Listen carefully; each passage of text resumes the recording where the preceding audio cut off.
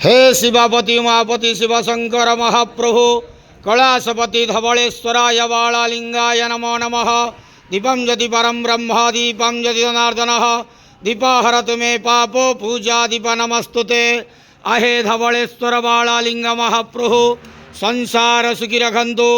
आज भाद्रव मास कृष्ण पक्ष शुभ शनिवार रे समस्त श्रद्धालु भक्त मानक आश्रीपद करंतु मनस्कामना पूर्ण करंतु कर्म क्षेत्रोन्नति करंतु ग्रहरिष्ठ खंडन करंतु जगतर मंगल करंतु विश्वर कल्याण करंतु आपणकर नाम विख्यात करंतु सेवकर डाके श्रवण करंतु समस्त गुआवसा भक्त मानकर मनस्कामना पूर्ण करंतु।